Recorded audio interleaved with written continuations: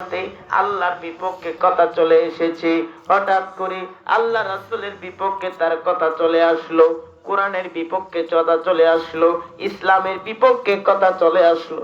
নিজের অজান্তে তাকে অত্যাচার করা ছেড়ে দিলেন।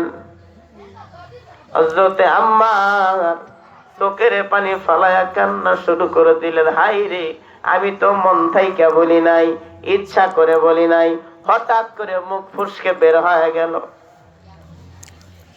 মনে হয় আমি ঈমান হারা হয়ে গেলাম, মনে হয় ইসলাম থেকে আমি ছিটকে গেলাম। গভীর রজনীতে শরীরের সেই ক্ষত চিহ্নগুলো লইয়া কাঁদতে কাঁদতে আমার দয়াল নবীজির হুজরা শরীফের সম্মুখে যায় কাঁদতেছেন। ফজরের নামাজ পড়ার জন্য আমার নবীজি বের হবেন। দেখেন হযরতে আম্মার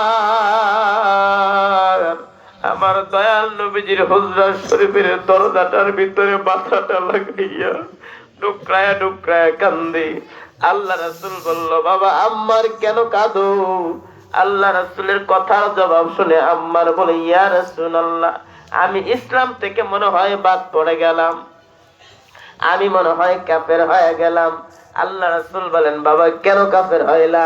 যে আম্মার বলে, হুজুর আমি নিজের অজান্তে কাফিরদের অত্যাচার সহ্য করতে না পেরে আমার জবান দিয়ে আল্লাহর বিপক্ষে কথা চলে এসেছে, মূর্তি পূজার পক্ষে কথা চলে এসেছে। ইয়া রাসূলুল্লাহ, মনে হয় আমি কাফের হয়ে গেলাম, মনে হয় আমি ইসলাম থেকে ছিটকে গেলাম।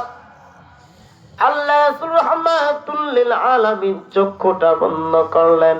সাথে সাথে আল্লাহ পাক কুরআনুল কারীমের আয়াত নাযিল করে দিলেন, ইল্লা মান উকরিহা ওয়া কলবুহু মুতমাইন্নুম বিল ঈমান।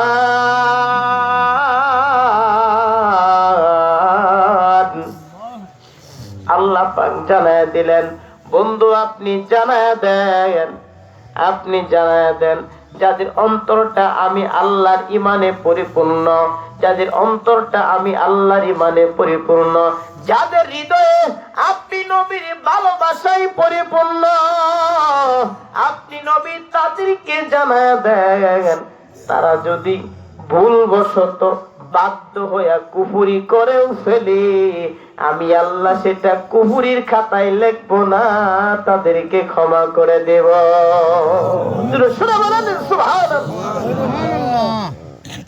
কোন আশিক, কোন মুমিন যদি কুফরি করে ফেলে, আল্লাহ বললেন কি সেটা কুফরি হবে না, ক্ষমা করে দেব।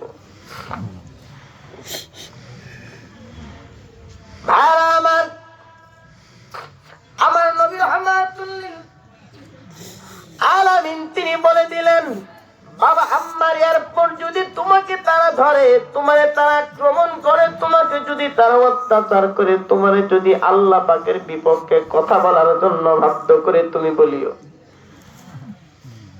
ইসলামের বিপক্ষে যদি কথা বলতে বাধ্য করে তুমি বলিও, সমস্যা নাই। আল্লাহ পাক জানায়া দিবেন, আল্লাহ পাক এই যে ইল্লা মান উকরিহা ওয়া কলবুহু মুতমাইন্নুম বিল ঈমান, আল্লাহ পাক বলে দিলেন যাদের অন্তরটা আল্লাহ পাকের ঈমানে ভরপুর, যাদের অন্তরটা আপনি নবীর ভালোবাসায় ভরপুর, তারা যদি ভুলবশত বাধ্য হইয়া কুফরি করে ফেলে, সেটা আল্লাহ পাক কুফরি হিসাবে গণ্য করবে না, তারা গুনাহ ক্ষমা করে দেবে। সুবহানাল্লাহ।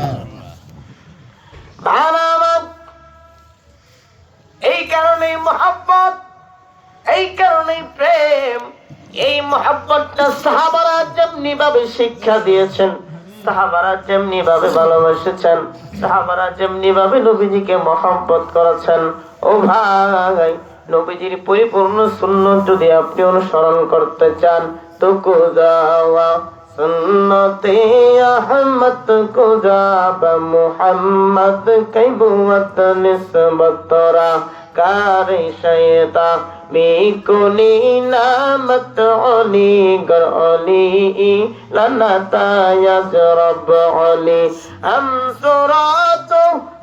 সিরাতে মুস্তাফা তোর তামামিম ভালেও কোন ইত্তেবাই সুন্নতে খায়রুল বাশার গিরে লাজিম তো বায়াবি এই পেশার। জবানটা খুলে চিৎকার দিয়ে বলেন আল্লাহু আকবার। ও ভাই আমার, নবীর সুন্নাত যদি তুমি তোমার অন্তরে ধারণ করতে চাও, নবীর সুন্নাত যদি অবলম্বন করতে চাও, তাহলে পীর মুরিদি করা বাধ্যতামূলক। কি? নবীর সুন্নাত পরিপূর্ণভাবে মানলে পীর মুরিদি বাধ্যতামূলক। কেমনে